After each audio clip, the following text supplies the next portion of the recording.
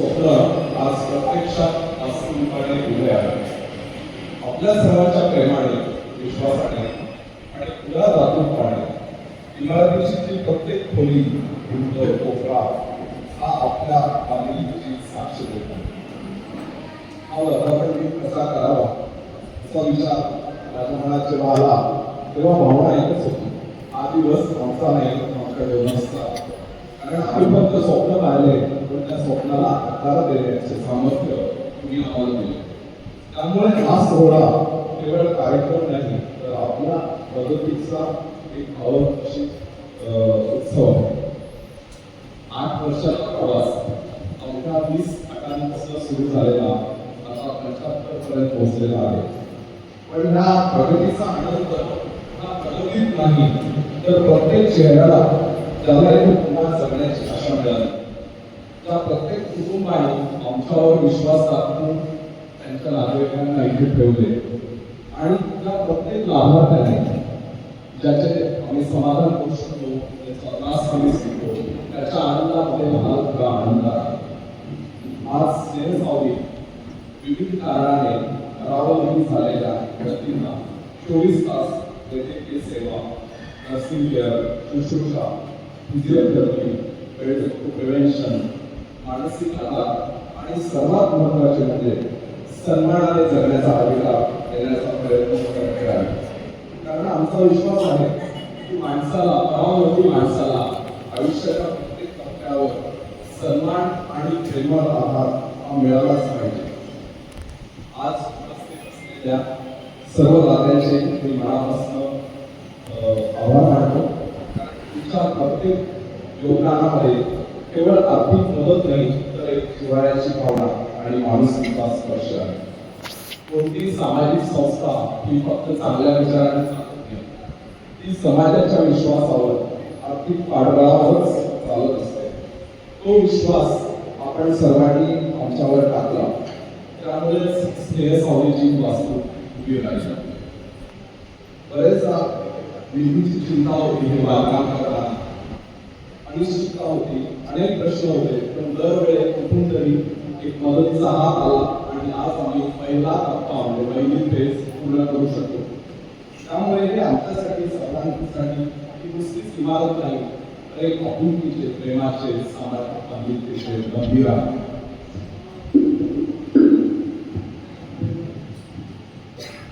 हा आपल्या मंदिरातील पहिल्या वर्धापन दिनाच्या कार्यक्रमाला योगायोगाने तेवढेच कोल्हापुराचे अमोडे आम्हाला लाभले आहेत. आदरणीय डॉक्टर वर्षा ठाकूर घुगे मॅडम यांचा प्रशासकीय सेवेत असताना अनेक समाजभिमुख आणि लोक केंद्रित प्रशासनाचा आदर्श त्यांनी निर्माण केलेला आहे. लातूर येथे जिल्हाधिकारी म्हणून त्यांनी केलेले कार्य अनेकांसाठी प्रेरणादायक आहे. त्यांनी महिला सक्षमीकरणावर खूप भर दिलेला आहे. सांगायला आनंद वाटतो मॅडम, आमच्याकडे पण बऱ्याचशा म्हणजे जास्तीत जास्त कर्मचारी हा महिला आहेत. त्यांनी त्यांच्या व्यस्त वेळापत्रक टाकून स्नेहसावलीसाठी वेळ दिला, ही आमच्यासाठी खूप मोठी गौरवाची गोष्ट आहे. त्यासाठी आम्ही त्यांच्या मनापासून आभारी आहे. तिसरे डॉक्टर श्री संजीवजी कुलकर्णी यांनी परवाच नांदेडला मला पुरस्कार मिळाला होता, त्यावेळेस मी गेलो होतो. तर नांदेडमध्ये घराघरात स्नेहसावली पोहोचवण्यामध्ये त्यांचा खूप मोठा हात आहे असं मला वाटतं आणि त्यांनी खूप मोठी मदत आम्हाला केलेली आहे. आज आपण पहिल्या टप्प्यापर्यंत पोहोचलो आहोत, पण हा प्रवास इथे संपत नाही. ही तर केवळ एका मोठ्या स्वप्नाची सुरुवात आहे असं मला वाटतं. आमच्या मनात स्नेहसावलीचं जे भविष्य आहे ते केवळ मोठ्या इमारतीचं नाही, तर ते उत्कृष्ट सेवेचं आहे. आम्हाला अशी स्नेहसावली उभी करायची आहे जी जागतिक पातळीवर एक आंतरराष्ट्रीय दर्जाची पुनर्वसनाची काम करणारी संस्था असेल.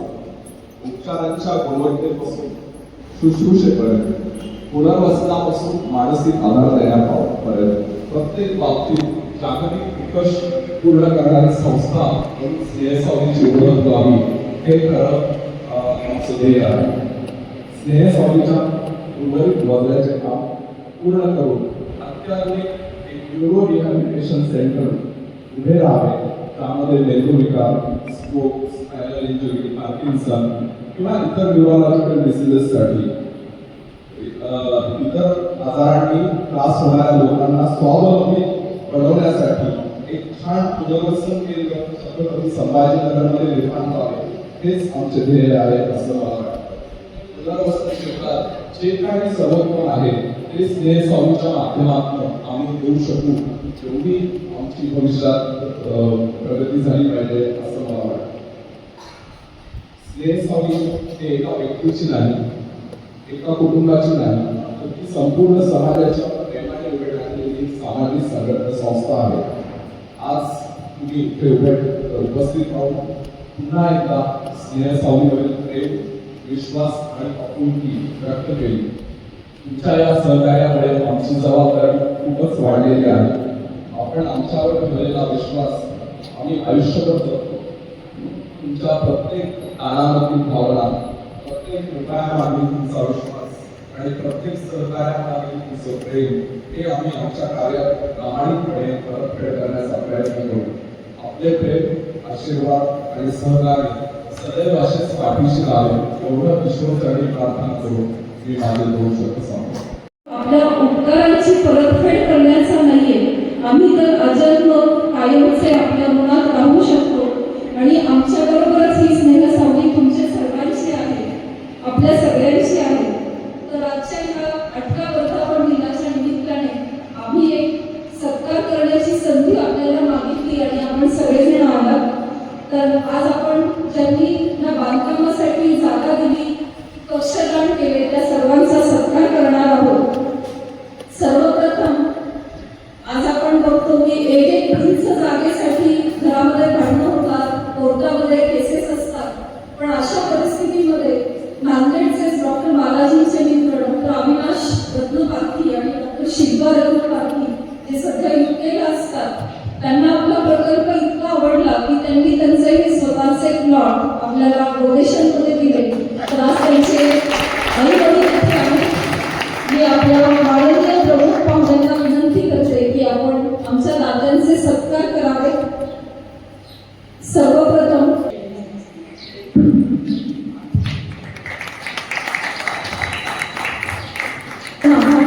त्यांनी जागा होती. खूप धन्यवाद. यानंतर आमच्या या प्रवासातले एक प्रमुख मार्गदर्शक ज्यांनी पाठीवर हात तर दिलीच होती पण वेळोवेळी मार्गदर्शन केले, ते म्हणजे आपल्या सर्वांचे. आणि विशेष म्हणजे त्यांच्या नंतर सुद्धा त्यांच्या सुनेनी, त्यांच्या कुटुंबाने, त्यांच्या मुलांनी त्यांचा अन्नदानाचा यज्ञ तर चालूच ठेवलेला आहे. पण काका म्हणजे आमच्यासाठी कोणाला भजे वाढले, कोणाला वडापाव, पाऊस पडला की ते ताबडतोब तिकडून करून पाठवायचे, वेळोवेळी यायचे. आणि ज्या ज्या वेळेस बालाजी अडचणीत असायचे, त्यांना वाटायचं आता हे काम पुढे जायचं नाही, त्यावेळेस ते प्रेरणा द्यायचे. तर खरोखरच असा आमचा एकही दिवस जात नाही की काकांची आठवण येत नाही. तर खिवनसरा परिवाराचे खूप मनापासून आभार. आपण आमचा सत्कार स्वीकारावा ही नम्र विनंती.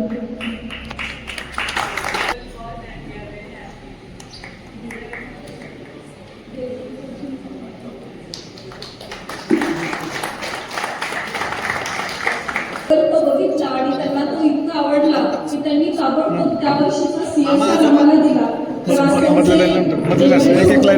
सुधीर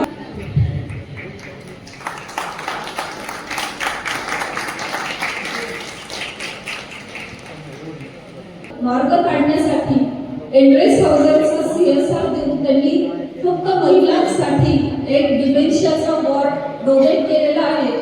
आणि लवकरच मला वाटतं ह्या किंवा पुढच्या महिन्यात हा वॉर्ड कार्यान्वित होईल. तर भारतीय मॅडमनी स्वीकार सत्कारावा. आणि खरोखरच मॅडम खूप आपले आभार. कारण नितीन वैद्य सर आणि श्री गणेश प्रेस हे आमचे पार्टनर होते. पण त्याचबरोबर आम्हाला वैयक्तिकरित्या सुद्धा कक्षदान देऊन खूप जणांनी मदत केलेली आहे. आणि त्यामध्ये दातृत्वासाठी प्रसिद्ध असलेला आमचे शेजारीच कोराडणे परिवार यांनी नुकताच त्यांच्या आईवडिलांच्या स्मृतिप्रित्यर्थ आम्हाला रुग्णकक्ष दान केलेले आहे. तर मी कोराडणे परिवारांना विनंती करते की त्यांनी सत्कार स्वीकारावा.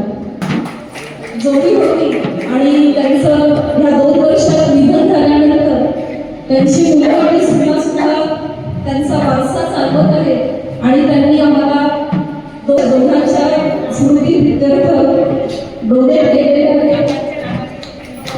कोराणे परिवाराचे खूप खूप धन्यवाद. पुढे यावं आणि आमचा सत्कार स्वीकारावा. सिपची परिवार.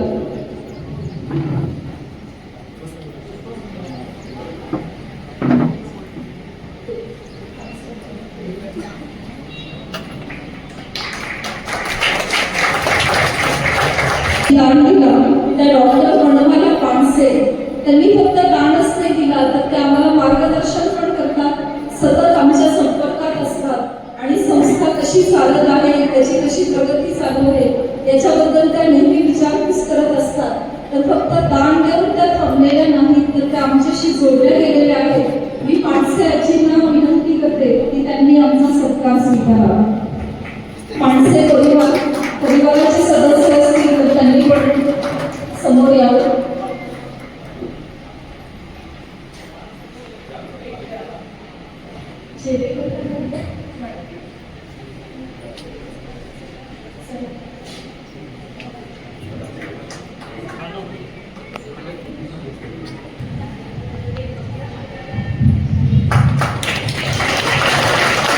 आमच्या भावनांनी एक आव्हान केलं की सगळ्या कुटुंबातल्या लोकांनी एकत्र येऊन तो कक्षदान देण्यासाठी अमाऊंट जमा करावी आणि त्यामुळे पहिलं डोनेशन जे आलं ते आम्हाला लालसरे परिवाराकडून. मी लालसरे परिवाराच्या सदस्यांना विनंती करते की त्यांनी सत्कार स्वीकारावा. भावे सर पण आहेत त्याच कुटुंबाचा हिस्सा.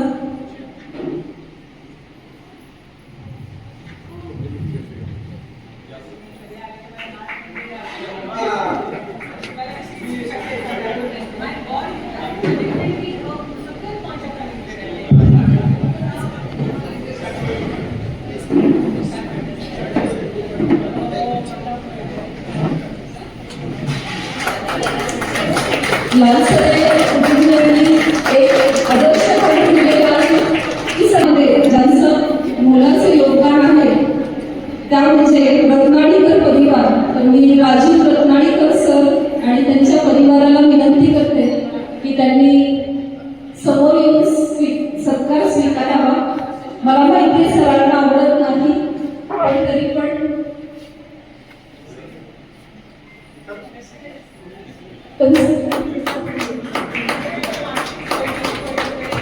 तसेच आम्ही इमारत बांधायची त्याचं उत्तम उदाहरण म्हणजे आमच्या मंगला वैष्णव मॅडम. त्या भावना मॅडमच्या आई आहेत, मराठीच्या ज्येष्ठ प्राध्यापिका आणि लेखिका. तर त्यांनी सत्कार स्वीकारावा. त्यांनी पण एक रूम डोनेट केलेली आहे. मॅडमना मी विनंती करते वैष्णव मॅडमला की त्यांनी सत्कार स्वीकारावा.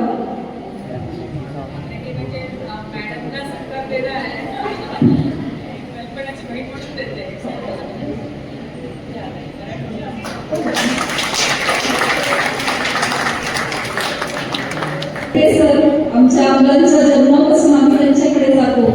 तर फडके सर आणि मॅडम दोघांनी कक्षदान केलेलं आहे तर त्यांनी सत्कार स्वीकारण्यासाठी पुढे यावे. मला वाटतं सर आलेले नाहीये पण मॅडम मी दोघांचा पण सत्कार स्वीकारावा.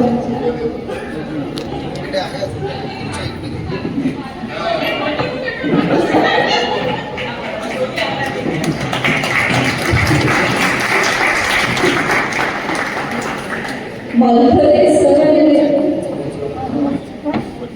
त्यानंतर मालपाणी कुटुंबीय वेळोवेळी आम्हाला मदत करणारे नेहमी दर महिन्याला रिक्वायरमेंट मागून घेतात आणि त्यांच्या फ्रेंड सर्कल टीव्ही असेल किराणा असेल पण आता त्यांनी एक पूर्ण कक्ष देखील दान केलेलं आहे.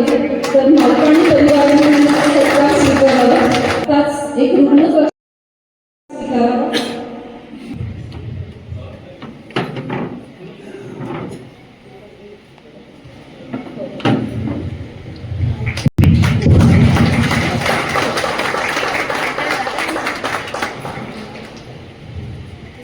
वर्षापासून सातत्याने आम्हाला मदत करत आहेत.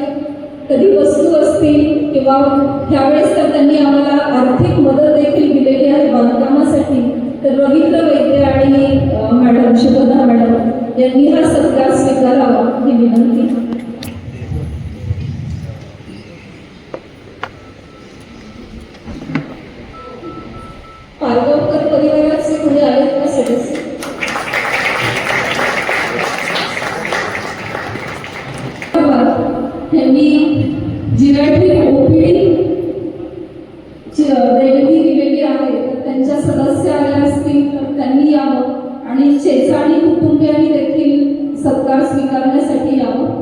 देसाई मॅडम आणि सर आहेत, त्यांनी स्वतः इथे बसून थांबून ही सगळी झाडं लावून घेतलेली आहेत.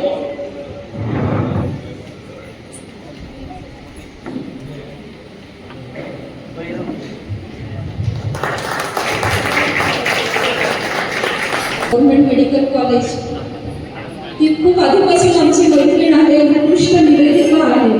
तर त्यांनी आमचं काम बघितलं आणि त्यांच्या मिस्टरांना पण खूप इच्छा होती की ते नेहमी म्हणायचे मी रिटायर झाल्यावर स्नेहसावलीत काम करणार, पण दुर्दैवाने त्यांचे निधन झाले. पण रश्मीने त्यांची इच्छा पूर्ण करण्यासाठी त्यांच्या नावाने एक वृद्धकक्ष डोनेट केलेला आहे. तर मी डॉक्टर रश्मी बंगाली यांनी सत्कार स्वीकारा अशी विनंती करते. मैं फ्री होगा कि मैं आपको फोन करूँ?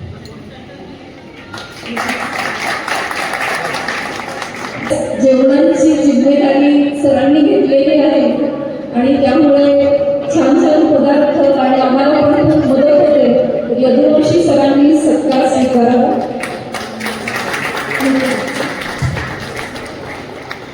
आहेत का हे मार्गदर्शन ज्यांनी वारंवार केलं, परमिशन किंवा बऱ्याच गोष्टी, ते म्हणजे आदरणीय श्री सुनील सुगडीकर सर. तर त्यांच्या मार्गदर्शनाशिवाय ही इमारत पूर्णत्वाला आलीच नसती. तर मी सरांना विनंती करते त्यांनी सत्कार स्वीकारावा.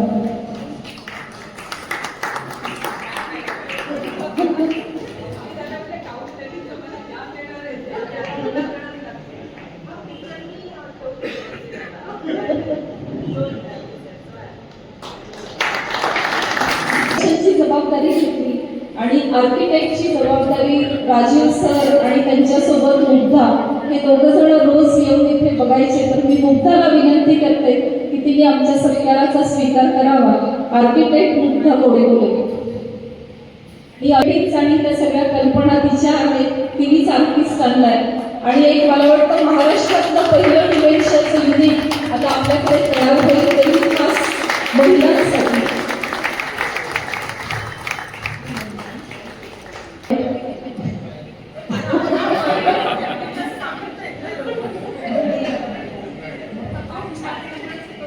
सासूबाईची इच्छा होती आणि त्यांचे कुटुंबीय, रोटरी क्लब, त्यांचे अनिमेश आशा सिंग, आम्हाला पुण्याच्या फोर्बिया फोर्सच्या कंपनीने पूर्ण ह्याचे सोलार दिलेले आहे. अलिबागच्या RCF कंपनीने HDU युनिट डोनेट केलेलं आहे.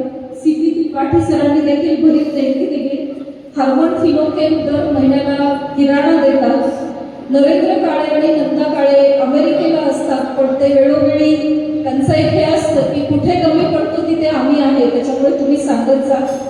आणि युनिसेफ इंडिया ही पुण्याची कंपनी आहे, त्यांनी देखील आम्हाला आता नुकतंच आपल्या काही निराधार पेशंटची 2 महिन्याची जबाबदारी घेतलेली आहे. तर आता आपण सगळ्यांनी आम्हाला खूप भरीव मदत केलेली आहे, त्याबद्दलचा सत्कार देखील करण्यात आला.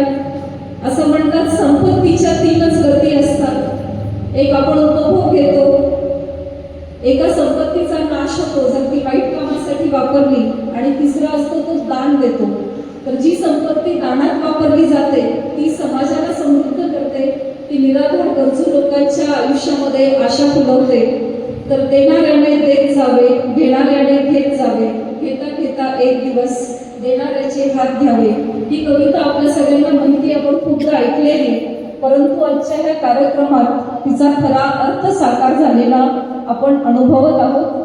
धन्यवाद प्रमुख पाहुण्यांचे देखील धन्यवाद की आपण वेळात वेळ काढून आमच्या कोविड काळात आमच्याकडे राहायला आले होते आणि बालाजींच्या पुस्तकात बहरलेले सहजीवन हा जो लेख त्यांनी लिहिलाय तो त्या आजी आजोबांवर एक उत्कृष्ट सहजीवन कसं असावं या काळात ते आम्ही अनुभवत होतो. आणि आज त्यांच्या कुटुंबियांनी त्यांच्या नावाने एक नोंद आपल्याला दिलेली आहे. यांनी संजीवजी कुलकर्णी ज्यांनी आताच बालाजींनी सांगितलं तसं नांदेडमध्ये स्नेह सावली पोचवलेली आहे. मागच्याच रविवारी माननीय कुसुमताई चव्हाण स्मृती पुरस्कार प्रदान करण्यात आला बालाजींना आणि स्नेह सावलीला. तर त्यावेळेस 2 दिवस आदरातिथ्य होतं. खरं म्हणजे आपल्याला एवढी सवय नसते कुणी VIP ट्रीटमेंट द्यायची, पण तिथे उतरल्यापासून ते निघेपर्यंत आमचा मिनिट टू मिनिट कार्यक्रम सरांनी असा ठरवलेला होता आणि त्याच्यावर आम्ही खरंच भारावून गेलो आणि नांदेडच्या अनेक लोकांपर्यंत स्नेहसावली पोहोचवण्यात सरांचा खूप मोठा वाटा आहे. तर त्यांनी त्यांचे मनोगत व्यक्त करावे अशी मी विनंती करते. 8व्या वर्धापन दिनाच्या आजच्या या आनंद सोहळ्याच्या मुख्य पाहुण्या वर्षाताई ठाकूर, डॉक्टर हेडगेवार रुग्णालयाचे वैद्यकीय संचालक डॉक्टर अनंत कंडले, स्नेहसावली परिवाराचे संस्थापक डॉक्टर आसेगावकर, सौ आसेगावकर, संस्थेची माहिती देतानाच अशा संस्था इतर ठिकाणी पण उभ्या राहिल्या पाहिजेत आणि त्यासाठी जो कोणी पुढाकार घेईल त्या व्यक्तींना किंवा संस्थांना मदत करण्याची तयारी त्यांनी दाखवली. त्याबद्दल मी त्यांचं म्हणजे त्या भाषणात त्यांनी हा उल्लेख केला होता, त्याबद्दल त्यांचं मनपूर्वक अभिनंदन करतो. तर म्हणजे आज समाजामध्ये रुग्णांची संख्याही खूप वाढलेली आहे, दवाखान्यांची, रुग्णालयांची किंवा मल्टी स्पेशालिटी हॉस्पिटल्सची संख्याही खूप वाढलेली आहे. रुग्णांना पूर्वी आपल्याकडच्या किंवा आपल्या भागातल्या रुग्णांना मोठ्या शहरांमध्ये मुंबईला किंवा पुण्याला किंवा हैदराबादला अशा ठिकाणी काही आजारांवरचे उपचार घ्यायला जावं लागत होतं.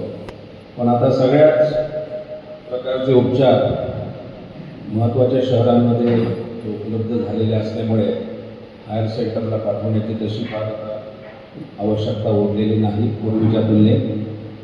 पण रुग्णालय जसे वाढत आहे तसे रुग्णांच्या बाबतीमध्ये त्यांचा उपचाराची तो सोय झाली, परंतु त्यांना आधार देणे किंवा त्यांना त्यांच्याबरोबर ते परावलंबी असतील तर त्यांना मदत करणे किंवा त्यांच्यासाठी अशा प्रकारची संस्था उभी करणे याची खरी गरज आज समाजामध्ये आहे. डॉक्टर आसेगावकर यांनी 8 वर्षांपूर्वी या शहरामध्ये केलेला हा प्रयोग आता खूप यशस्वी झालेला आहे आणि त्यांना अजून पुढचा टप्पा गाठायचा आहे. या इमारतीतील 3 मजले जवळपास आता पूर्ण झालेले आहेत, आणखी 3 मजले पूर्ण व्हायचे आहेत. मला वाटतं त्यांच्या सर्व हितचिंतकांनी आत्तापर्यंत त्यांना भरपूर अशी मदत केलेली आहे आणि येणाऱ्या काळात याच हितचिंतकांच्या माध्यमातून त्यांचा हा प्रकल्प पूर्ण हो आणि पुढच्या 1-2 म्हणजे पुढच्या दशकपूर्तीपर्यंत हा प्रकल्प पूर्ण झालेला असो अशा प्रकारची मी त्यांना शुभेच्छा देतो. वैद्यकीय क्षेत्राची ओळख आणि हेडगेवार रुग्णालय म्हटलं की चेहरा दिसतो तो पंढरे सरांचा. सरांचं कार्य फक्त हेडगेवार रुग्णालयापुरतं मर्यादित नाही, तर एक मागच्या 2 वर्षापासून इथे वैद्यकीय महाविद्यालय देखील सुरू झालं आणि अतिशय उच्च दर्जाचं वैद्यकीय शिक्षण आपल्या संभाजीनगरमध्ये देण्यास सुरुवात झाली.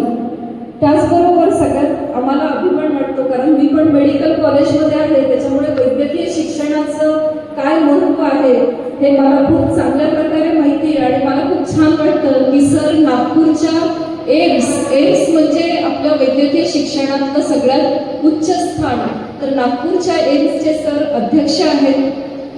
हेडगेवारचे विविध प्रकल्प, गुरुजी रुग्णालय असेल, आसाममध्ये उभारलेलं मोठं हॉस्पिटल असेल, ह्या सगळ्यामध्ये सरांचा सिंहाचा वाटा आहे. डॉक्टर आसेगावकर, श्री संजीव कुलकर्णी, फाडे मॅडम आणि स्नेहसावलीचा सगळा परिवार, इथे बसलेले अर्ध्याहून अधिक मंडळी माझ्या अतिशय जवळून परिचयाचे आहेत आणि बालाजी आसेगावकर हे या वैद्यकीय क्षेत्रातील मोठं नाव असल्यामुळे त्यांचाही खूप चांगला जुना परिचय आहे. मागच्या 10-12 वर्षापासून स्नेहसावलीचं काम कधी जवळून कधी दुरून पाहण्याचा योग आला.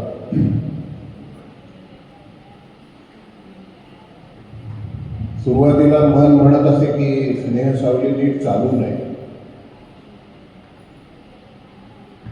याचं कारण असं की समाजामध्ये याची गरज पडावी हे स्वीकारायला मन तयार होतं. त्यामुळे वर्धापन दिन म्हणताना थोडंसं मनामध्ये एक काय म्हणताय खंत पण निर्माण. की समाजामध्ये आपण अशा प्रकारच्या मंडळींची काळजी घेण्याला थोडेसे असमर्थ झालेलो आहोत.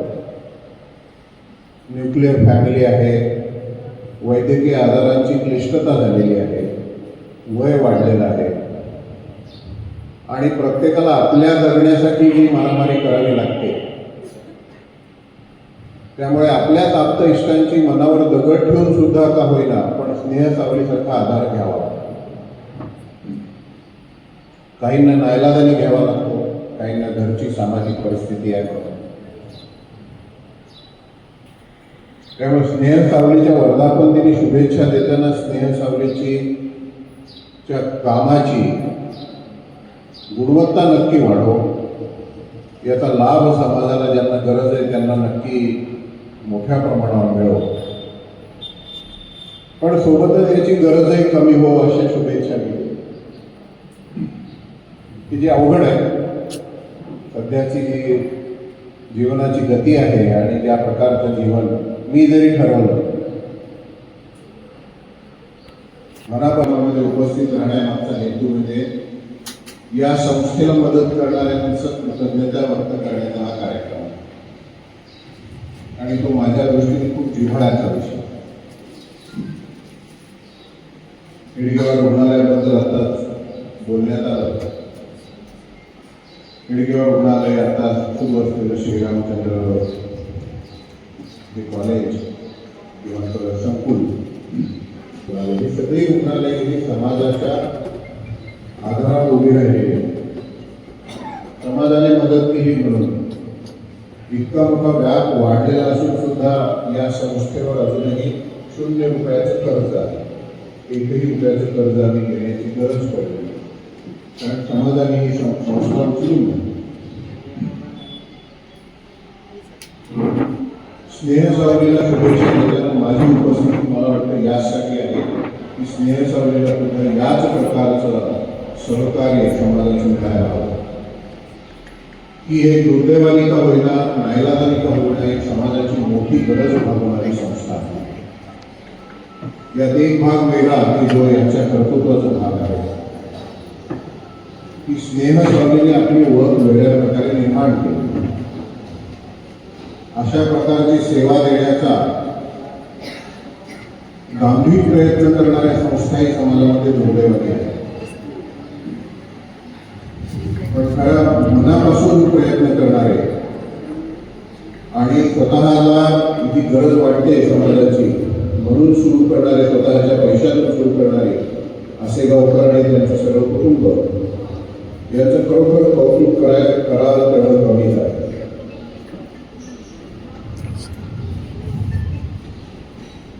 हिंदीमध्ये एक दोहा आहे, कबीराचा दोहा आहे असं म्हणतात. मला त्याची विश्वासार्हता माहीत नाही. तो डॉक्टर आसेगावकर आणि त्यांच्या सगळ्या टीमला लागू होतो. आपण सगळेच जण आपापल्या व्यवसायात व्यस्त असतो, नोकरीमध्ये व्यस्त आहोत. रिकामे असले तरी समाजकार्य करून याची शक्यता खूप दुर्मिळ आहे. खूप रिकामे असलो तर फार कॉलनीतल्या गणेशोत्सवाची जबाबदारी घेतो. कारण तो वर्षातून एकदा येतो. तो जर रोज आला असता तर नक्कीच सहभाग केला असता. कारण अशी मानसिकता समाजाची असताना आपल्या पैशातून, आपल्या प्रयत्नातून स्नेहसावली उभं करणाऱ्या सगळ्या या टीमचं खरोखर कौतुक वाटतं. आणि यासाठी कबीराने असं म्हणलेलं आहे की लीक लीक गाडी चले, लीक ही चले कपूर. लीक म्हणजे आपण बैलगाडी जेव्हा चिखलातून चालते तेव्हा त्याच्या आरीमध्ये रस्ता तयार होतो आणि नंतर येणारी गाडी पण त्याच्यातूनच जाते, पुढून येणारी पण त्यातून, आणि एक रस्ता तयार आहे. त्यामुळे अशा पडघाताने मान खाली घालून आपलं जीवन जगणाऱ्या सगळ्या लोकांचा अर्थ म्हणजे लीक लीक गाडी चले. लीक छोड तीनही चले. ते लीक सोडून जगावेगळं आळस करणारे 3च असतात, शायर, सिंह और सपूत. सिंह कधी मारलेला शिकार खात नाही. शायर एक वेगळी लाईन धरतो आणि जो सुपुत्र असतो तोच अशा प्रकारचं काम करू शकतो असं मला वाटतं. ज्यामुळे बालाजी आसेगावकर यांचं काम व्यक्तींचं काम आता नुसतं बालाजी असेगावकर म्हणून चालणार नाही, त्यांच्या मागे मोठी टीम आहे, हेही त्यांचं कर्तृत्व आहे. पण काम करण्याची इच्छा आहे, सोबत काम करायला काही सहकारी तयार झाले, तरी सुद्धा अर्थकारणाशिवाय हे काम होत नाही पुढे. आणि त्याशिवाय अशा वास्तू, अशा सेवा देता येणं अवघड आहे. त्यांनी आता मला एंड्रे ठेवलं ते नवीन होणारं डिमेन्शिया सेंटर दाखवलं. असं करण्याची इच्छा असेल तरी कुठून तरी आर्थिक सपोर्ट लागतो, मदत लागते. आणि ती देणारे बरेच जण आले इथे बसलेले आहेत. काही जणांचा गौरव पण इथे करण्यात आला. मला आठवतंय काका खिवसरांची मला एक गोष्ट सांगितली होती. मला वाटतं राहुलच्या घरी ते पहिल्यांदा गेले होते अगदी सुरुवातीला. राहुल अमेरिकेत स्वीकारायची नाही किंवा प्रत्येक मदतीला पैसा द्यावा लागतो. पैसा लागतो हे खरं आहे, पण पैसा दिलाच पाहिजे प्रत्येक सेवेला. याच्यापासून दूर जाणारी संस्कृती आपली आहे की माझ्या सेवांचं, माझ्या योगदानाचं मूल्य पैशामध्ये करू नका. समाधान, आनंद आणि माझ्या आत्मिक समाधानासाठी मी हे करतो आहे, हा भाव जितका जास्त वाढेल तितकं समाजामध्ये या प्रकारची कामं जास्त मोठ्या प्रमाणावर सहकार्य देणारी, आधार देणारी वेळ होऊ शकतात.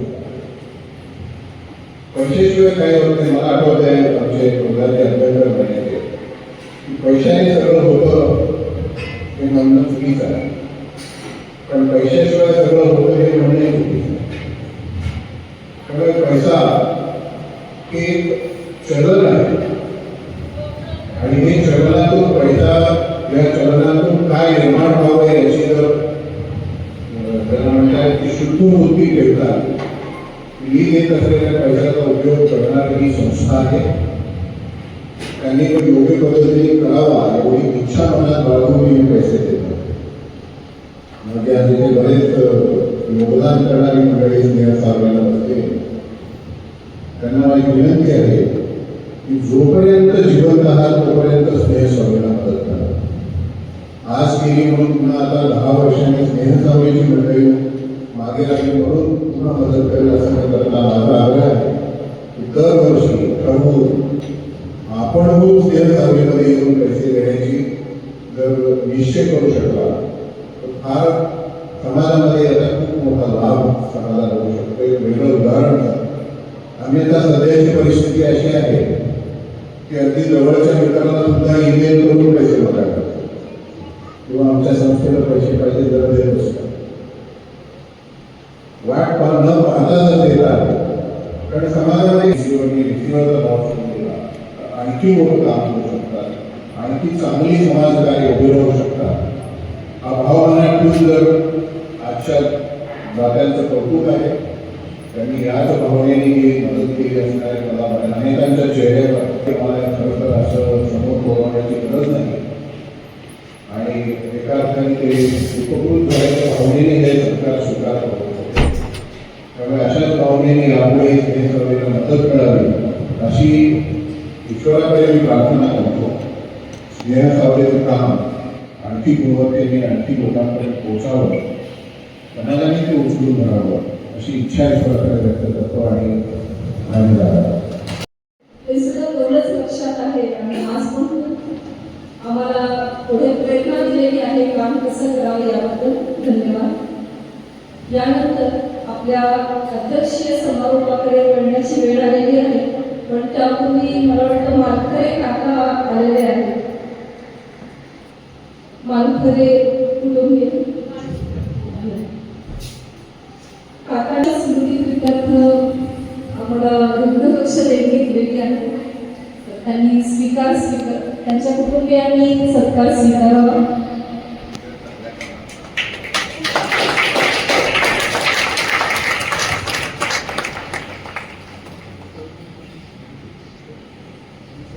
खरं म्हणजे IAS अधिकारी वगैरे म्हणलं की खूप भीती वाटते.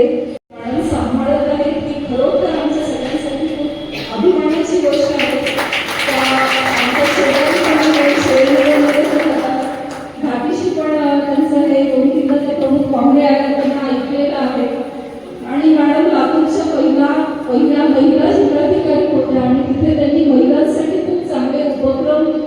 राबवलेले फेसबुकवरून वृत्तपत्रामधून वाचलेलं आहे. तर जरी त्या उच्च पदावर कार्यरत असल्या तरी समाजातील वंचित गरजू घटकांविषयी अतिशय संवेदनशील आहेत आणि अशा समाजोपयोगी उपक्रमांना प्रोत्साहन देणे, अशा संस्थांची दखल घेणे हा त्यांच्या कार्याचा एक महत्त्वाचा पैलू आहे. मॅडमना अनेक पुरस्कार मिळालेले आहेत आणि मला मार्गदर्शन करावं ही विनंती करते. वर बसलेल्या आजी आजोबांचे कौतुकाने ऐकत आहे. आपल्या सगळ्यांना नमस्कार. स्नेहा सावलीचा हा वर्धापन दिन आणि आपल्या घरात आपला आगमन होत आहे असं म्हणायला हरकत नाही. नवीन वास्तूमध्ये स्वतःच्या वास्तूमध्ये स्नेहा सावली परिवाराचं या ठिकाणी सगळ्या टीमचं अभिनंदन करते आणि तुम्हाला सगळ्यांना पुढच्या याच्यासाठी सुद्धा यश आणि इच्छा माझी व्यक्त करते. या कार्यक्रमाच्या निमित्ताने व्यासपीठावर उपस्थित आदरणीय पंढरीजी खाडे मॅडम, आमचे जुने स्नेही नांदेडपासून त्यांनी प्रवास बघितलाय तसे आमचे आणि महाराष्ट्राला त्यांची ओळख आहे असे पत्रकार संजीवजी, मला इथं बसलेले 90% चेहरे मिळाले. म्हणजे मी म्हटलं ना सुडीकर आहे, मक्सिंगर दाम्पत्य आहे, म्हणजे अगदी सगळ्यांची नावं घेऊ शकत नाही. ताई पण आहे भावनाने. आणि मला जाणवलं पण का म्हणायचे की माझे संभाजीनगरचे रूट्स हे किती भक्कम आहे. कुणी शाळेतलं बालपणाची मैत्रीण अचानक समोर आली आज, कुणी नाथ मंदिराचे सासऱ्यांचे सोबत सगळं नाथ मंदिर जीर्णोद्धार करताना सूर म्हणून मी त्यांच्या समोर आलेली व्यक्ती माझ्या समोर आलेली आहे. तिसरं नाव म्हटलं की आम्ही ज्या ठिकाणी राहायचो ते माणसाचं सगळं आठवणी आलेल्या आहे. म्हणजे मी प्रत्येक व्यक्तीचं इथं सांगू शकते.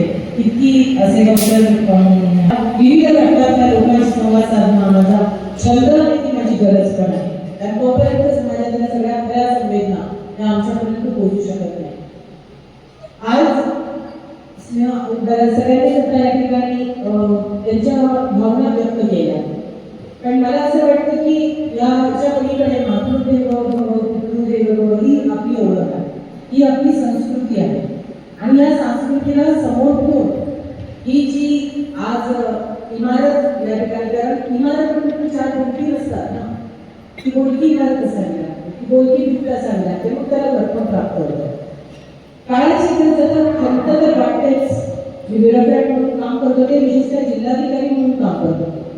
त्यावेळेस कायदा आहे माता पिता कायदा आणि याच्या अंतर्गत आमच्याकडे केसेस चालतात. इतकी 3 वर्षात आता मागे वळून बघितलं तर 25-30 वर्षाचा माझा आता ब्युरोक्रॅटचा हा प्रवास आहे. पण सगळ्यात वेदना मला जेव्हा घ्यायच्या ना तेव्हा जेव्हा मी या सुनावण्या घ्यायच्या. एकीकडे मुलं आणि सुरू असायचे, एकीकडे आईवडील कटकट असायचे. म्हाताऱ्यांना तुम्ही इंस्टाग्रामवर कधी कधी मला वाटलं तुम्ही टाकतच नाही. आणि त्या करत असताना ग्रामीण भागामध्ये सुद्धा हे लोक पोहोचले. आधी मला वाटायचं की शहरातच होतं.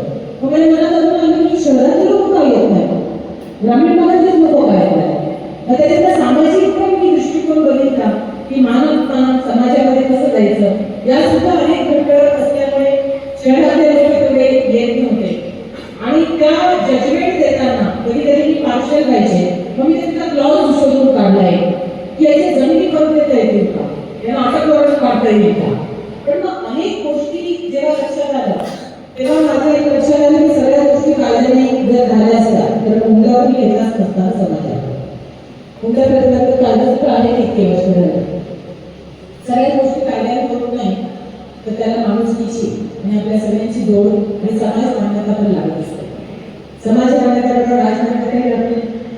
सगळ्याच गोष्टी एक तर आपण बघतो, आपण या ठिकाणी अनेक डॉक्टर्स आहेत की वैद्यकीय डिग्री असेल, इंजिनिअरिंग डिग्री असेल किंवा लॉ किंवा कुठली डिग्री असेल, या कुठल्यातरी विशिष्ट युनिव्हर्सिटीत जाऊन आपल्याला मिळतात. आणि एक डिग्री आपल्याला ही आपल्या घरातल्या, आपल्या समाजातल्या आणि आपल्या स्वतःच्या संस्काराने मिळते ती म्हणजे माणुसकीची डिग्री.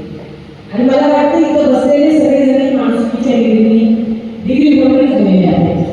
आणि म्हणूनच ही संस्था एवढ्या चांगल्या रीतीने पुढे जात आहे. माझी आता इच्छा पुढची काही वर्षानंतर या ठिकाणी बसण्याची आहे. कारण तुमच्या परिवाराला मी आपोआपच जुळले गेले आहे. अनेक तुमच्याशी जेव्हा चर्चा करते तेव्हा मलाही वाटतं की तुमच्याच्यात एक क्लॉज आहे पार्टनरचा. आज मी शासकीय अधिकारी असल्यामुळे येऊ शकत नाही, अलिखित पार्टनर होतेच मला, तशी मी अलिखित है ऑल टाइम फॉर सपोर्ट. तिथे बसलेले प्रत्येक जणांची एक स्टोरी आहे. ती कधी हिरट आहे, कधी बोलकी, सगळ्यांसमोर असलेली आहे. काही वेदना व्यक्त होऊ शकतात, काही वेदना व्यक्त होऊ शकत नाही. खंत आहे, पण खंतासोबत विचार केला, आत्मपरीक्षण केलं तर काळाची गरज पण आहे. बऱ्याचदा विमानामध्ये प्रवास करताना सुद्धा शेजारच्या व्यक्तीला बोलण्याचे भाग पडतो. तो माझा नॅचरल स्वभाव आहे, त्याला काही इलाज नाही आहे. आणि याच्यातही अनेक गोष्टी समोर येतात. एका हैदराबादचा प्रवास करताना एक लेडी माझी शेजारी बसली होती आणि मी तिची बोलत होते, काय करतात मुलं, ती सांगत होती. आणि इतकी लाईफ होती, 60 वर्षाची असत. पण ती मुलगा इकडे, मुली तिकडे, मग वाईट वाटत असेल ना, वाईट कशीच वाटायचं. आम्ही 7 लोक आहेत, 7 लोकांनी मस्त अपार्टमेंट घेतलं, तुले वगैरे विकून टाकले आणि सगळे 7 लोक समान दुःखावर आहेत. तर समान दुःख नाही म्हटले तर आम्ही आता सगळ्या ओल्डेजमध्ये एका ठिकाणी राहतो. ही कॉन्सेप्ट वाढत आली, महाराष्ट्राची कन्स्ट्रक्शन आहे त्याच्यावरच आहे. सो मला हे सांगायचं आहे की समाजामध्ये मुलं सांभाळत नाही किंवा त्यांच्याशी पटत नाही, ही गोष्ट जेवढी वास्तव आहे तेवढी न्यूक्लिअर फॅमिली असणारे इच्छा असून देखील 2 मुली असल्यावर, 1 मुलगी असल्यावर आपल्या आईवडिलांना सांभाळू शकत नाही. किंवा अनेक आजार आहेत पार्किन्सन सारखे असे की जिथे त्याची मूळ स्क्रीन आपल्या स्वतःचं आयुष्य करत असताना आपण करू शकत नाही. आणि ती व्यक्ती नारायणच नाही किंवा त्या व्यक्तीला आई वडिलांची काळजी घ्यायची व्यक्ती आताही नाही. आताही समाजामध्ये एक वर्ग आहे आणि त्याची सुद्धा काळजी मला वाटतं स्नेहसावली देत आहे. कारण त्या मुलांना वाटतं की आपल्या आईवडिलांना 24 तास 24/7 कुणीतरी सेवा करणार पाहिजे, त्या ठिकाणी त्यांच्याशी संवाद करणारी व्यक्ती पाहिजे. आणि वृद्ध काळामध्ये आपल्या सोबतचे लोक आपल्या सोबत असणे ही एक परवडी आहे. जसं म्हणाले सांगितले की पैशांनी सगळ्या गोष्टी घेता येत नाही, तसंच घरात राहून तरुण मुलं नातवंड जनरेशन पण त्यांचे सगळे व्यस्त असतात. तुम्ही या परिवारात बघा ना, सगळेजण एकत्रित राहतात, एकत्रित सुद्धा दुःख गप्पा मारतात आणि या सगळ्याची गरज, जी मानसिक गरज आहे ती या ठिकाणी त्यांची पूर्तता होते आणि काळजी पण घेतली जाते. अशा अनेक गरजेतून निर्माण होणाऱ्या संस्था या सुद्धा त्यांना व्यवस्थित स्थैर्य होणं आणि त्या समाजामध्ये चांगल्या प्रकारे पुढे यावं. गरज आहे किंवा समाजामध्ये शोकांतिका म्हणून पुढे न येता ही एक काळाची गरज आणि अत्यंत आनंदाने आणि प्रतिष्ठेने या संस्था पुढे येणं मला वाटतं खऱ्या अर्थाने त्याची गरज आहे. जिल्हाधिकारी असताना सुद्धा कुकडे गावांचं एक त्या ठिकाणी सेंटर होतं. त्याच्यामध्ये आपल्याला त्यांच्याशी खेळत असताना सगळे जे होते तेव्हा वेदना होत्या, चांगल्या भावना होत्या. तर अनेकदा संवाद करताना आयुष्याचे त्यांचे जे एक्सपिरियन्सेस असतात त्या ऐकणं आणि त्यांच्यासोबत आपणही रिलेट करणं ही सुद्धा मला वाटतं खूप मोठी गरज आहे. अनेक जनरेशनशी चर्चा करताना आपल्या लक्षात येतं इकडे एकच जनरेशन बसले आहे. आता लक्षात येतं की आता पुढचं काही मुलं मी बघणार नाही असं सांगतात. त्यामुळे आता सगळी सोय करणं आपण म्हणजे जीवनमधलं मला वाटतं प्रवास सुद्धा त्याच्यामुळे काढला असता. स्वतः पीठ राहणं पण म्हातारपणात पीठ नाही राहिलं तर आपलं काही खरं नाही. हा सुद्धा असुरक्षिततेची बरेच जण मानलं होतं. परिवार आहेच पण अप्रत्यक्षरित्या या ठिकाणी जे या ठिकाणी सहभाग देत आहेत, या संस्थेला पुढे जाण्यासाठी मदत करत आहेत, त्यांचा सुद्धा खूप मोठा सिंहाचा वाटा या ठिकाणी. मी ब्युरोक्रेट म्हणून जेव्हा चर्चा करते असा व्यक्ती आहे, समाजप्रिय व्यक्ती आहे की त्याला कुठे ना कुठे चांगल्या गोष्टी कराव्याच वाटतात. त्यामुळे तुम्हाला देणाऱ्याचे मत कधीच कमी पडणार नाही. फक्त देणाऱ्याला वाटलं पाहिजे की माझा पैसा व्यवस्थित चालला, तो सत्कारणी लागला आणि त्या ठिकाणी मदतीचा ओघ येतोच ही माझी खात्री आहे. माझ्याही बाबतीत आपण सगळेजण आहात, मी सुद्धा आपल्या सगळ्या याच्यामधला खालीचा माझ्या ब्युरोक्रेट म्हणत नाही तर संभाजीनगरची एक लहानपणापासून या ठिकाणीच माझं मी म्हटलं त्यांना आता सांगायला म्हणत होते की आता माझ्याकडे पुन्हा आहे सगळं मराठवाड्यातून आपल्या जन्म आला त्याचा आनंद वेगळाच असतो. असं वाटतं की माझ्या गावाला काहीतरी कॉन्ट्रीब्यूट करू शकते. आता काम करण्याची बरीच गरज पडणार पण नव्हती. तर आज आपण सगळ्यांना या ठिकाणी खरं तर शनिवार रविवार टाईम दिली मला की खरंच तिथे मी तो फक्त मुलीसाठी ठेवली की 12वीला असल्यामुळे तो प्रवास येतून जातो.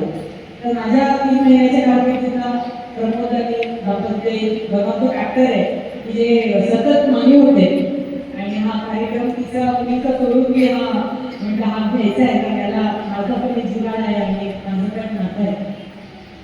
आज इथे बसलेल्या सगळ्या लोकांकडनं अपेक्षा एवढीच राहील की आपण सुद्धा खूप आजारी होणार आहोत, आपण सुद्धा या प्रवासात जाणार आहोत किंवा पुढच्या पिढीला जाताना गोकुळाने ते पुस्तक आहे खूप सुंदर आहे बघून कुठेही सोबत जाता येतात. त्याच्यात त्यांनी आयुष्यात दिलेलं आहे 3 टप्पे फार महत्वाचे असतात की बाल्यावस्था, तरुणावस्था आणि वृद्धावस्था. तर ती बाल्यावस्था आणि वृद्धावस्था ही नेहमी कोणावरती अवलंबून असते असं म्हणायचे. आज ती संकल्पना थोडीशी लोक पावत चालली आहे कारण आता 60 मध्ये परफेक्ट लोक आपल्या समोर असतात. पण तरुणावस्था अशी असते की जेव्हा आपण या दोन्हीची काळजी घेऊ शकतो, मुलांची पण आणि आपल्यावर असलेल्या अवलंबून असलेल्या व्यक्तींची पण. आपण सगळेजण या ठिकाणी आहात, संभाजीनगरचे आहात, तुम्ही कुठून आलेला आहात. छत्रपती संभाजीनगरच्या या वास्तूमध्ये पुढचा प्रवास अजून स्पीडमध्ये 8 वर्ष आपल्या वास्तूमध्ये आला. परिवार हा आपल्या वास्तूत जेव्हा येतो तेव्हा रोटी, कपडा, मका हे 3 गोष्टीच्या पलीकडे जातो आणि मग त्यांचा खऱ्या अर्थाने प्रवास सुरू होतो. आज 72-75 या ठिकाणी मला कळलं की सगळेजण आजी आजोबा आहेत आणि आपण आपल्या परीने त्यांची सेवा देऊया. ज्या परीने मदत करता येईल त्या परीने मदत करून मला वाटतं की हा परिवार जो आहे हा अधिक भक्कम, सक्षम आणि समाजामध्ये सकारात्मक उदाहरण देण्यासारखा असं मला मनापासून वाटतं. मला आवर्जून सगळ्यांच्या भेटी झाल्या, व्यासपीठावर इकडच्या लोकांच्या भेटी परिचय झाल्या, सगळ्यांचे प्रमाण थांबले. आपला संपर्क रोज खूप जास्त असतो आणि त्यामुळे अनुभव आपल्या गाठीशी खूप जमा झालेले असतात. मी लातूरच्या बातम्या आवर्जून बघायचे मॅडमचं, त्याच्यामध्ये वेगवेगळ्या घटनांबद्दल ते असायच्या, फेसबुकवर पण असतात मॅडम तर जे टाकतात. तर खरोखरच आपलं प्रेरणादायी मार्गदर्शन आम्हाला मिळालेलं आहे आणि आपण आमच्या संस्थेशी जोडल्या गेला आहात ही आमच्यासाठी अभिमानाची गोष्ट आहे. आपल्या उपस्थितीमुळेच आजचा हा कृतज्ञता सोहळा अधिक गौरवशाली झाला कारण आपल्या कुटुंबाचा वेळ आज आम्हाला दिलेला आहे. पण तो स्नेहसावली परिवार देखील आपलाच आहे, त्याच्यामुळे तो घरचाच कार्यक्रम आहे. यानंतर मी आभार प्रदर्शनासाठी डॉक्टर सुनीता भावे यांना. माणुसकी म्हणजे निस्वार्थपणे माणसातील माणूस ओळखून पुढे गेलेला मदतीचा हात जो आपण सगळेजण प्रत्यक्ष अनुभवतो. तुमच्या सुखात फक्त तो सहभागी असेल त्याच्यावर तुम्ही प्रेम करता आणि तुमच्या दुःखात तो सहभागी असेल जो तुमच्यावर प्रेम करतो. तर सर्वांच्या मनापासून धन्यवाद. श्रीमती वर्षा ठाकूर यांनी आपल्या क्वालिटी फॅमिली टाईम आमच्याकडे आला आणि आम्हाला मार्गदर्शन केलं त्याबद्दल तुमची मनपूर्वक आभारी आहे. पहिले सर अतिशय व्यस्त असूनही आपल्या विनंतीला मान देऊन